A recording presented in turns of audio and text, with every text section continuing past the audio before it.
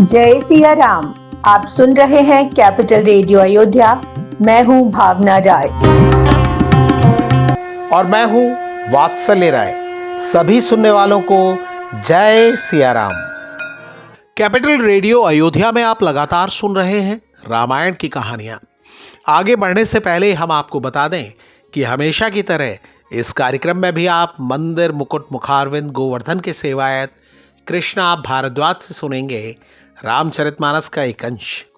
रामायण का अर्थ है राम कायन, यानी भगवान श्री राम की यात्रा।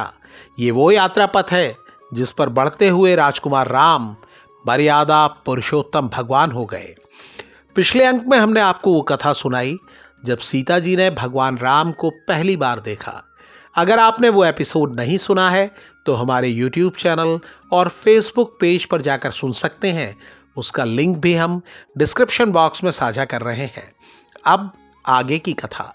गोस्वामी तुलसीदास जी महाराज कहते हैं, पर बस सखिन लखी जब सीता, भयउ गहरू सब कहीं सभीता। सीता जी के साथ आई सखियों ने उन्हें भगवान राम के वश में होते देखा तो थोड़े डर के साथ कहा, हे सीता जी, देर हो रही है, अब हमें चलना चाहिए। ये सुनकर सीता जी को भी संकोच हुआ और उन्हें भी लगा कि देर हो रही है और माँ जाने क्या सोचेंगी। देखन मिस मृग बेहग तरु, फिरई बिहोर बिहोर, निरख निरख रघुबर छवि, बाढ़ई प्रीत न थोर। सीता जी आगे बढ़ने लगी, लेकिन कभी पेड़ देखने तो कभी पशु पक्षियों को देखने के बहाने वो बार बार घूमती हैं। वो राम जी को देखती हैं और उनके प्रति उनकी प्रीत बढ़ती जाती है। इसी समय उनके ध्यान में भगवान शिव का वो धनुष भी आ जाता है और उन्हें चिंता होने लगती है कि सुकुमार राम जी उसे कैसे तोड़ेंगे। अपने पिता का वचन याद कर उन्हें मन ही मन पीड़ा भी होती है, लेकिन तभी जानकी जी को राम जी के बल का स्मरण हो जाता है। प्रभु जब जात जानकी जानी, सुख सने शोभा गुण खानी, परम प्रेममय मृदु मस्कीनी, चारु चित्त भीति लिख लीनी। वहीं भगवान राम ने सीता जी को जाते देखा। उनकी शोभा और गुणों का विचार कर उन्हें बहुत सुख मिला। उन्होंने परम प्रेम की स्याही बनाकर अपने मन की दीवारों पर उनके सुंदर स्वरूप के बारे में लिख लिया। सीता जी पार्वती माता के मंदिर पहुंची और पूरे मन से उनकी प्रार्थना करने लगी। जय जय गिरबर राज किशोरी, जय महेश मुखचंद चकोरी, जय गजबदन सड़ानन माता, जगत जननी दामन दुतगाता, सेवत तो ही सुलभ फलचारी। हे पार्वती माता, आपकी सेवा करने से चारों फल मिल जाते हैं। मोर मनोरथु जानहु नीके, बसहु सदा उर पुर सब ही के, कीनहु प्रगट न कारण ते ही, अस कई चरण गहे बैदेही। सीता जी कहती हैं, हे पार्वती माता, आप जानती हैं कि मैं किस मनोरथ से यहाँ आई हूँ। आप सबके हृदय में बसी हुई हैं, इसी कारण मैंने अपने मन की बात प्रकट नहीं की है। ये कहते हुए सीता जी ने पार्वती माता के चरण पकड़ लिए। विनय प्रेम बस भई भवानी, खसी माल मूरति मुस्कानी। सीता जी की अनुनय विनय और प्रेम से माँ पार्वती प्रसन्न हो गईं। उनके गले की माला खिसकी और मूर्ति मानो मुस्कुराने लगी। गोस्वामी तुलसीदास जी महाराज कहते हैं कि पार्वती माता ने कहा, सुनु सिय सत्य असीस हमारी, पूजे ही मन कामना तुम्हारी। हे सीता, हमारे आशीर्वाद के बारे में सुनो। जिस मनोकामना से तुमने पूजा की है वो पूरी होगी। मन जाहि राचेहु मिलहि सोबरु, सहज सुंदर सांवरो, करुणा निधान सुजान सीलु, सनेहु जानत रावरो। हे सीता, तुम्हारा मन जिस सुंदर सांवरे से लग गया है वही वर तुमको मिलेगा। वो करुणा निधान है, वो सर्वज्ञ हैं, वो तुम्हारे शील और स्नेह को भी जानते हैं। जान गौरी अनुकूल सिय, हिय हर्षु न जाई कही। माता पार्वती से मनचाहा आशीर्वाद मिलने पर सीता जी को जो खुशी हुई उसका वर्णन किया नहीं जा सकता। उसके बाद सीता जी को सारे शुभ लक्षण दिखाई देने लगे। इस एपिसोड में इतना ही। अगले अंक में हम आपको सुनाएंगे आगे की कथा। कार्यक्रम को पसंद करने और शेयर करने के लिए हम आप सभी सुनने वालों के बहुत आभारी हैं। और अब प्रभु श्री राम के चरित का बखान सुना रहे हैं मंदिर मुकुट मुखारविंद गोवर्धन के सेवायत कृष्णा भारद्वाज। ओम श्री गुरुवे नमः। ओम श्री गणेशाय नमः। ओम श्री रामचंद्राय नमः। ओम श्री हनुमते नमः। जय सिया राम। हिय हर से कामारि तब शंकर सहज सुजान। भव विधि उमई प्रंससी पुनि बोले कृपा निदान। सियावर राम जय जय राम।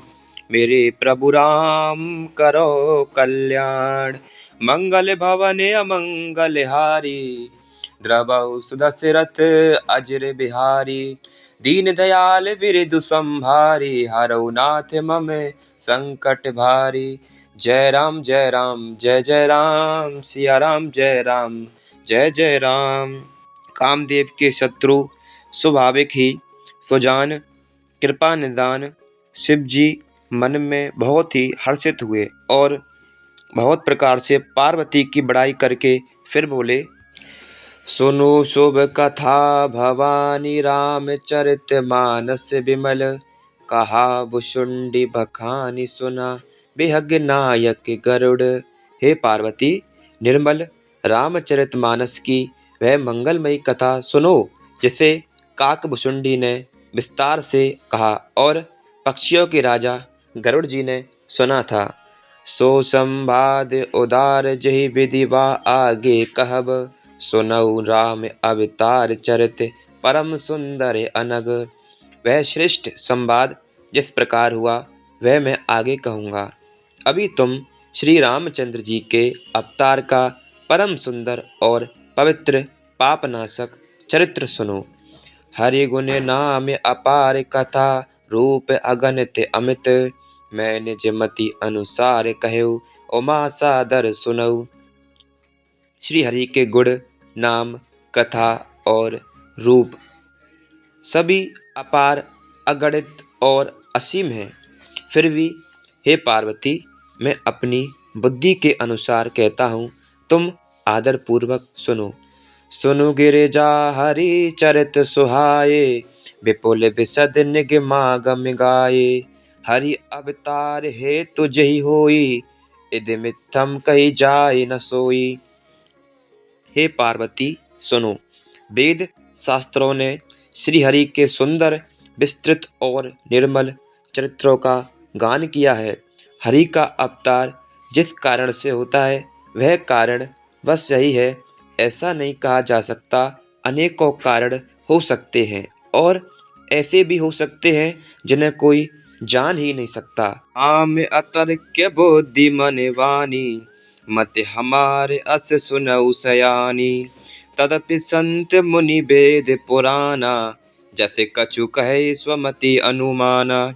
हे सयानी सुनो, हमारा मत तो यह कि बुद्धि मन और वाणी से श्री रामचंद्र जी की तर्कना नहीं की जा सकती।